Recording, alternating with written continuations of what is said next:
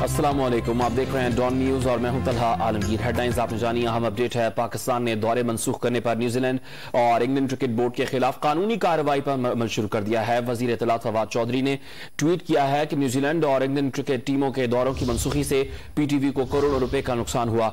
दोनों cricketing boards के खिलाफ कानूनी कार्रवाई के लिए वकला से मशवरा करेंगे। फवाद चौधरी के मुताबिक पाकिस्तान के खिलाफ एक मखसूस बैनुल अक़वामी लॉबी मसरूफ अमल है। पाकिस्तान को झुकाने की ख्वाहिश रखने वाले कभी कामयाब नहीं होंगे। पाकिस्तान ने दौरे मनसूख करने पर न्यूजीलैंड और इंग्लैंड क्रिकेट बोर्ड्स के खिलाफ कानूनी कार्रवाई पर अमल शुरू कर दिया है। वफाकी वजीर फवाद चौधरी ने ट्विटर पैगाम में कहा कि न्यूजीलैंड और इंग्लैंड क्रिकेट टीमों के दौरों की मनसूखी से पीटीवी को करोड़ों रुपए का नुकसान हुआ।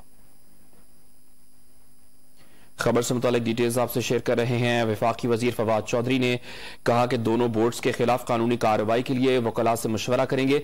फवाद चौधरी के मुताबिक पाकिस्तान के खिलाफ एक मखसूस लॉबी बैनुल अक़वामी लॉबी मसरूफ अमल है। पाकिस्तान को झुकाने की ख्वाहिश रखने वाले कभी कामयाब नहीं होंगे। पाकिस्तान ने दौरे मनसूख करने पर न्यूजीलैंड और इंग्लैंड क्रिकेट बोर्ड्स के खिलाफ कानूनी कार्रवाई पर अमल शुरू कर दिया है। वफाकी वजीर इत्तलात फवाद चौधरी ने ट्वीट किया है कि न्यूजीलैंड और इंग्लैंड क्रिकेट टीमों के दौरों की मनसूखी से पीटीवी को करोड़ों रुपए का नुकसान हुआ।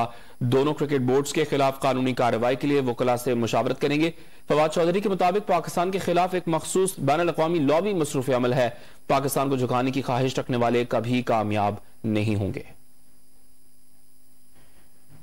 खबर से मुतालिक डिटेल्स आपसे शेयर कर रहे हैं। पाकिस्तान ने दौरे मनसूख करने पर न्यूजीलैंड और इंग्लैंड क्रिकेट बोर्ड के खिलाफ कानूनी कार्रवाई पर अमल शुरू कर दिया है। वफाकी वजीर फवाद चौधरी ने ट्वीट किया कि न्यूजीलैंड और इंग्लैंड क्रिकेट टीमों के दौरे की मनसूखी से पीटीवी को करोड़ों रुपए का नुकसान हुआ है।